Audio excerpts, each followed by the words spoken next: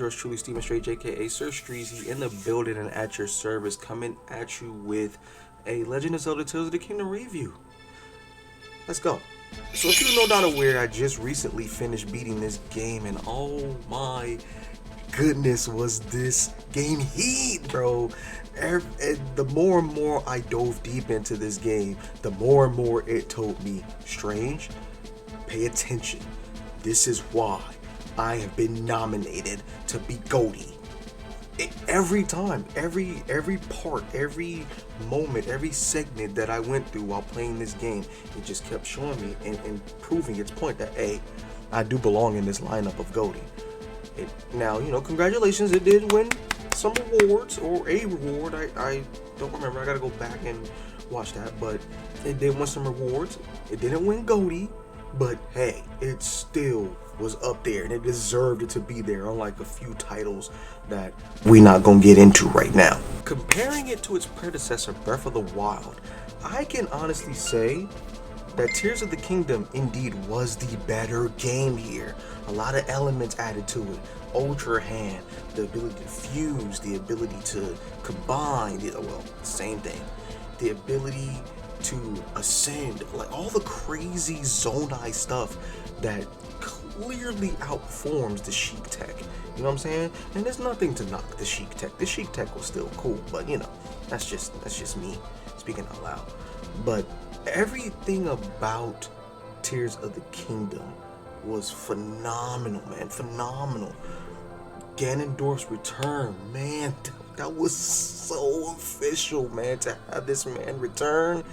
And I have to say that it still kind of breaks my heart that my theory that I had for how this game was supposed to end didn't happen, but it's still a good ending. It still ended well, and it opened some doors to what was really transpiring here and what was going on as far as the story goes.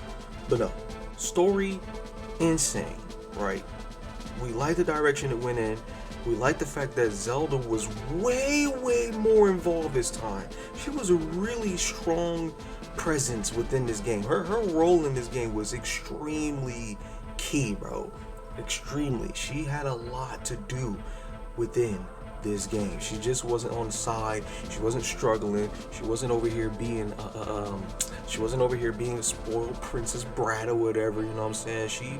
She was really filling in some big shoes, making some big sacrifices, and I'm not gonna spoil it for anybody if y'all haven't seen it yet, or if y'all haven't seen my playthrough yet. Go see that right now. Go see that. I'm gonna put it right here. Yeah. Go see that. Cue card. Yeah. Everything that was transpiring within this game, between meeting Rauru, between getting the backstory, between all that was, man, attention grabbing. All the way. I was hooked, man. And when it got down to the nitty gritty, I didn't want it to end. I wanted to keep playing, and I still play it because there's a lot of stuff that I didn't get that maybe would have helped me in the end of the game. But no, man, this game was amazing. It was great. It was fire, and I really thoroughly enjoyed it, man. And I you know what I'm saying? I have to. We have to clap it up for AG ONIKUMA and his team. These, bro, they know what they doing. They know what they doing out there, bro. The music, the music was beautiful, man. Every little moment within that game, when you change scenarios and you man, who was in the studio? On Tears of the Kingdom? Both of them, actually. Who was in the studio on Breath of the Wild and Tears of the Kingdom? Like, thank you. You did a bang up job. Visually, I would have to say that, like I said, when in my, I think it was my first playthrough of the game, you can see it's a tiny minuscule change, but you can clearly see that they really touched it up a little bit. Like it does look just a tiny bit better than Breath of the Wild. Like I can't really put my finger on it as far as the difference is, but you can tell there's a certain tightness on Tears of the Kingdom as opposed to Breath of the Wild. It's like they, I don't know the words, like they condensed it or something to really make it like flow. I don't know how to explain it, but I can see it. I don't know if y'all saw it, but I can see that there is a big difference visually as opposed to Tears of the Kingdom and Breath of the Wild. The other traveling aspect of going from the depths to the skies, that was insane. The depths map was just as big as Hyrule. You wasn't just exploring and uncovering the Hyrule map this time. No. You were also uncovering, exploring the depths. The whole depths underground thing was, I'm not gonna lie, it was a very interesting thing to go through and explore, bro. And it was kind of, I mean, I wasn't scared or anything, but it does add like a little fear element to it because it's constantly dark down there. You constantly have to keep your bloom flowers. You constantly have to watch your step because there's a gloom down there that can hurt you and take your hearts away. And that element too, that's a crazy little element they added, that when you touch gloom, not only do you lose hearts, but that heart is locked. You can't gain that back no matter how much you eat. That was interesting to deal with, and it was really pushing ourselves to the limits when it came to Ganondorf's fight because of the gloom.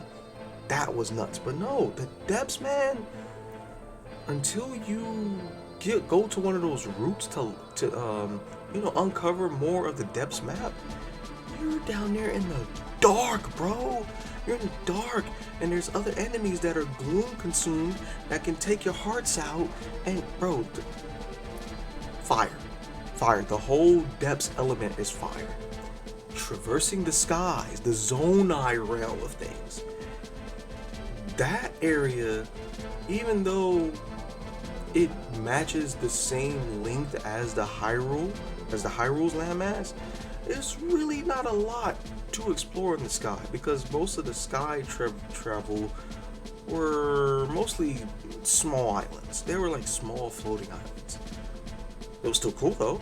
It was still interesting to traverse and explore and check out and so on and so forth. Like, that joint was cool, you know what I'm saying?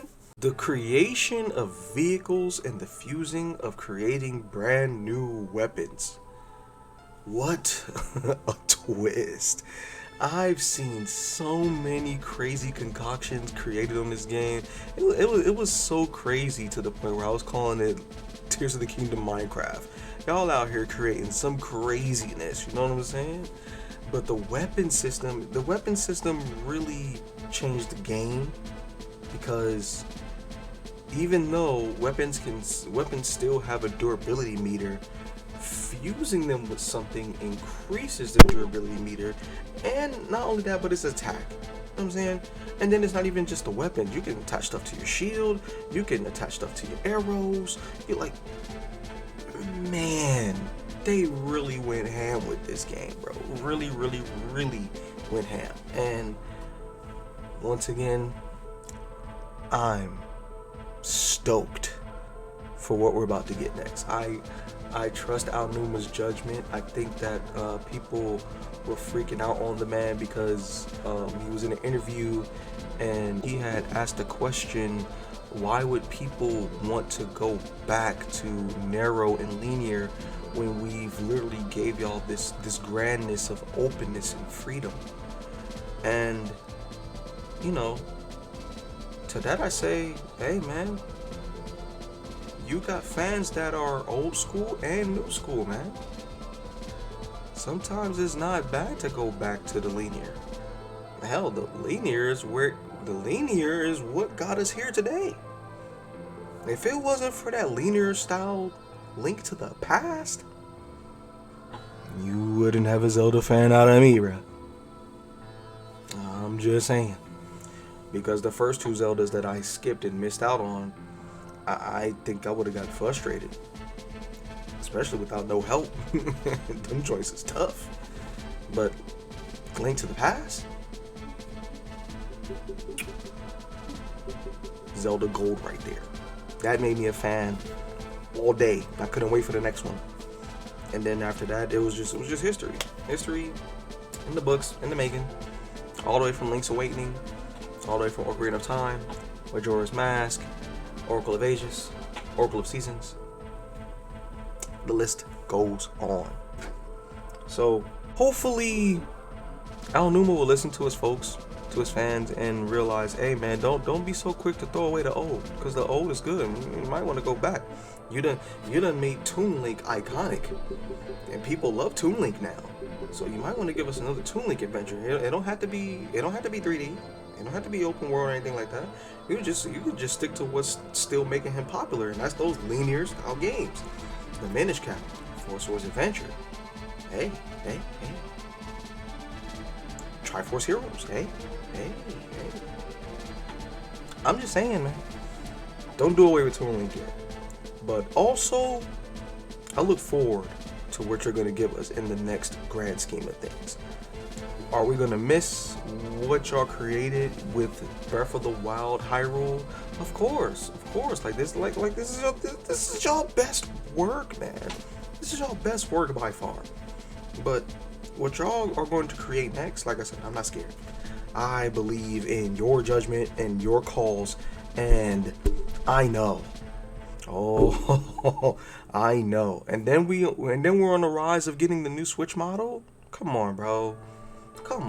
I already know great things is gonna come from the ONIKUMA team. The next Zelda game is gonna be fire. Now, y'all, movie.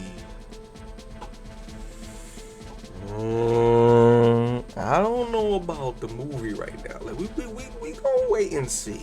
We're gonna wait and see. I really wish that when it came to this movie that y'all would go in the Mario Bros direction and keep it CG. You can't mess up CG. Illumination did a great job with that movie. Excited for the sequel, but I don't know, man. I don't know. Y'all want to live action this thing? We'll see. But yeah, that's it, man. That's my thoughts on Tears of the Kingdom. It was a great game. If I was to give it the strange score, I am giving this game. Bro, y'all might be like, man, Strange, you crazy. Like, no, I'm not. This is my personal opinion, bro. But I'm doing it. I'm giving it a knockout. It swung hard and it won. Tears of the Kingdom is a 10 out of 10 game. It's a 10 out of 10. Game is dope. Game is fire. There was nothing wrong about the game, to me. Nothing wrong. Even if y'all watch my videos, the many deaths I went through, they were, even though it frustrated me, it was good. It was a good frustration because it was showing me that, hey, you're making this mistake. You need to correct this mistake. I'm trying to show you the mistake you're making. You need to perfect this and that. I'm like, okay, all right, yeah, no, you're right. I'm messing up. You're right. There's a reason why you keep killing me here. It's because I'm not learning my lesson. Let me learn my lesson. Let me get better. The difficulty was reasonable. It was a reasonable difficulty. I appreciated all of it. The temples were cool. I heard a lot of people complaining that the temples weren't really temples, but I would have to say that when it comes to the temples, maybe the water one was not so temple-y enough to where you got to use your brain. But I mean, it was cool. It wasn't a bad temple. You know what I'm saying? I enjoyed doing it. The one that gave me the most bang for my buck that was really difficult was the lightning temple. That joint was crazy. Took me a while to figure that one out. But all the other ones was like, all of them are cool. They're cool. I enjoyed them. Everybody else got their own take on it, but I enjoyed it. So yeah, Tears of the Kingdom, 10 out of 10 game. This game was dope. So yeah, comments down below. What are your thoughts on Tears of the Kingdom? Do y'all think I overscored that bad boy, or do y'all think it should be lower? What did y'all not like about the game? What did y'all like about the game? Let me know. Let's talk about this, man. And I'm gonna see y'all later. So y'all know how I end it. We out this piece. Salute, deuces. I'm gonna see y'all next time. Peace. We out.